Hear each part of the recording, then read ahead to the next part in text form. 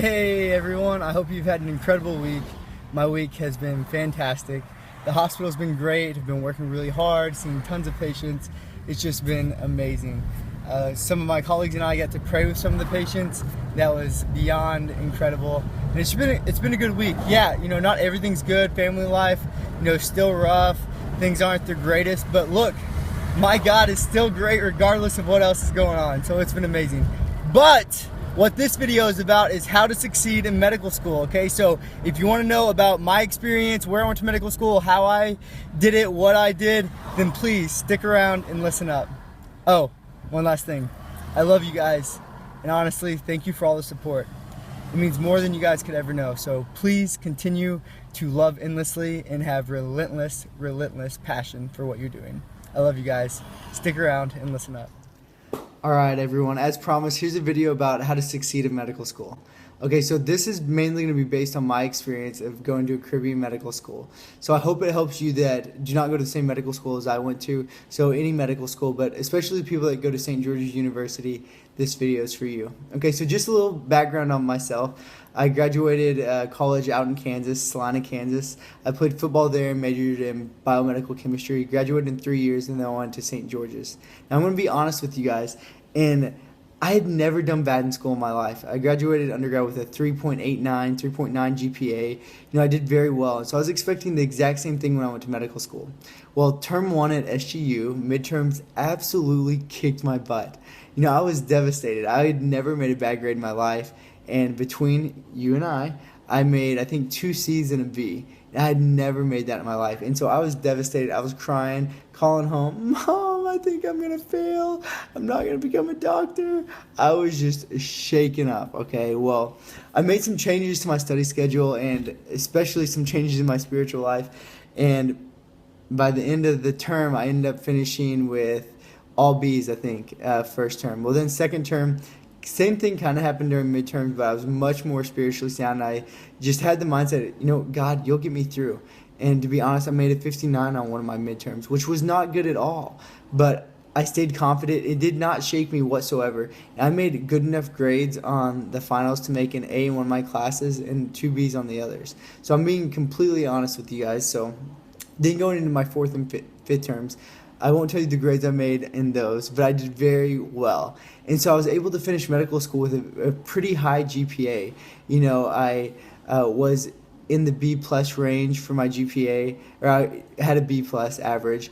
And so, that's not perfect, but what I wanted to show you guys is I came from not doing very well, getting my butt kicked, to doing extremely well in medical school, okay? So that's kind of my story, and a lot of it is based off these tips that I'm going to be sharing with you guys, okay? So I hope that, you may be able to relate, and maybe you've got your butt kicked by some exams and want to know how to get out of it, or, you have similar experiences. But what I'm going to share with you is my experience and some tips that I have and that I really learned through this process. Okay, so the tip number one, and I'm going to try to go through these relatively quickly, but it might be a longer video.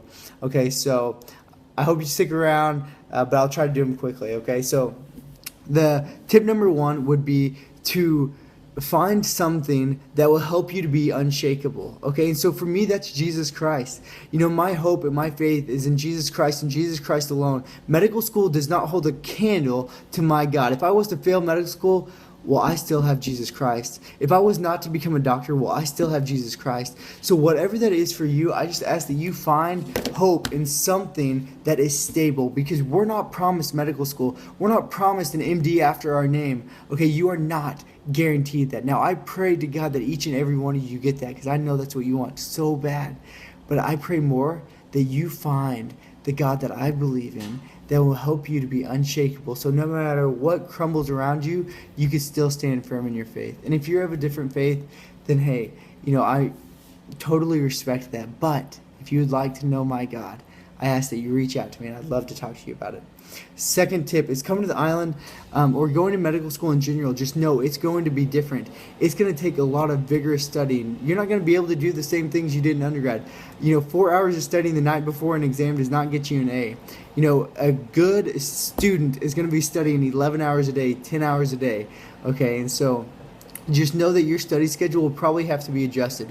When you get to medical school, you need to hit it hard, hit it fast, get a schedule down, and stick to that schedule. You don't have time to waste. You need to learn to be efficient. I'll post my schedule up, and know that my schedule is a little more vigorous than others, but it's what I had to do. I'm not very smart, so I had to work my butt off.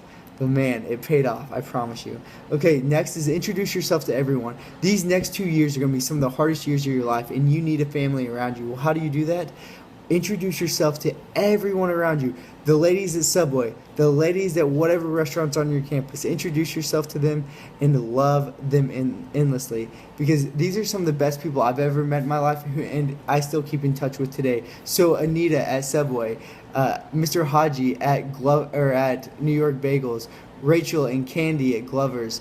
All these people are people at SGU that I fell in love with, that just work on the campus, and they message me, they make sure I'm doing okay, and they became my family while I was there. Not only that, some amazing professors. You guys should reach out to Mr. and Mrs. Clunes, absolutely great people. Carla Hood, Anita, they work in the DES office. Peter Slinger, he was my advisor. And these are just people on campus that are just absolutely great people that will love you to death. Okay, so my advice is introduce yourself to every professor, go into every office, talk to them, and introduce yourself to everyone you can. Next is do not give up your hobbies. So this is tip number 4. Whatever you love to do, do not give it up. Okay, I love Bible study and I love working out, and I made sure I did those every single day. I did not miss a day of working out. And this is so vitally important, because medical school will try to strip you of everything. It'll try to strip you of your faith, of your religion, of your hobbies. Do not let it. Do not let medical school become your life, okay?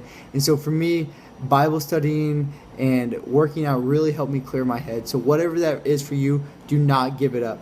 Okay, next is whenever if you go to SGU, if you're a guy, go into the cardio room, and if you see a beautiful girl sitting there on the bike, introduce yourself to her, because you never know. It could be your future wife. That's what happened to me. Couldn't be happier. Never met this girl in my life. Knew I was going to marry her. And man, God is good, because I'm the luckiest man in the world. So, hey, you never know. It may happen to you. And if you'd like to see our proposal video, you should check it out. It's in my videos. Next, join CSA, okay, the Christian Student Association. I was the president of it for 2 years, and I loved it. There's so much spiritual growth that goes on. God has done some crazy awesome things. And so if you're of the Christian faith and you need a home while you're on the island, go check it out, the Christian Student Association, okay? And if you're from a different medical school or going to a different one, find a home church that you can just really get poured into, because that'll be very beneficial. And if you're not of the same faith as I am and you're going to SGU, please just go check it out. The people at CSA would love to have you, and they're not going to try to say, look, you have to love Jesus. They would just love for you to be in their presence and have the opportunity to love on you. So go check it out. There's nothing wrong with people of different faith interacting and loving on each other. So go check it out. Not have expectations about wherever you're going. Because if we build up these expectations and they don't live up to them, we're only going to be disappointed, especially with the island life, okay? So you're not going to have the things you normally like to have. You may not be able to buy the things you like, the name brand stuff. So make sure you bring some of that stuff with you, but just don't have expectations. And also never expect to go to a restaurant and only be there an hour. You're in Grenada, so it could take 2 to 3 hours, okay? So just do not have expectations and always stay positive. There's way too many negative people that'll try to bring you down. But if you wake up every day with, with having Jesus Christ, or having whatever it is that is your number one, not medical school, whatever your number one is, and stay positive, I promise you'll have a great experience. Just do not let negativity bring you down, and always fight negative with positive attitude, and you'll have a great, great time. Do not listen to upper termers. Okay, and I want to follow that with listen to upper termers. Okay, and so why I say that is there's going to be a lot of upper termers that are very negative, that just have a poor outlook. They're jaded from going to Caribbean medical school or whatever it may be. Do not listen to them. Just toss them to the side. Say you don't got time for that. And listen to the positive upper termers. Just a few shout-outs. Micah, Wary, he's a great guy. The Cookie Monster, another incredible man. Mitch, Ben, I could list tons of them. Derek, the president of CSA. There's a ton of great people there. Brienne, like I said, just some amazing people there. So I just ask that, there's some good upper-termers that would love to pour into you. So just make sure you introduce yourself to them and feel free to get advice from them. They could definitely help you out. Everyone. I know I've said the word love probably 1,000 times, but why I say this is it is so crucial to our existence. Okay, when you love people, it is impossible to be in a bad mood. Okay, so I just ask that every day you wake up and your goal is to love every single person you meet. Whether it's the lady in the subway line, someone behind you, you never know when that person may just be having a bad day. So please, I just ask that you love endlessly, okay, to everyone you meet. Because it is so contagious. These small acts of love is what will eventually change the world. I promise you. Okay. And so now, to avoid burnout, this will be my last and final tip, and then I'll just kind of close up. Okay, so my last tip is, how do you avoid this burnout? Tommy, you said I'm going to have to study 12 hours a day. I've never studied more than 3 hours in my life. How am I going to avoid getting burnt out? Well, first, like I said, you are going to keep your hobbies. Whatever it is that helps you clear your mind, you're going to do that. And that's going to help you to stay focused, to be able to get that stress out of your mind and stay focused. 2, stay connected with your friends and family. That will help a ton.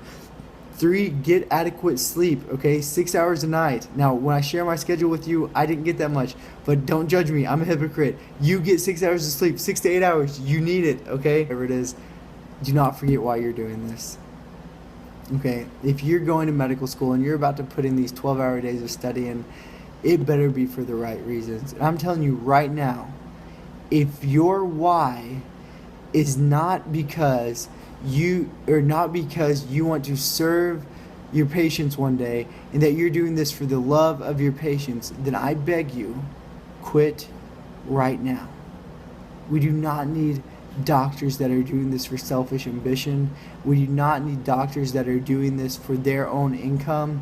We do not need doctors that are doing this because they want to have a nice house and nice cars one day.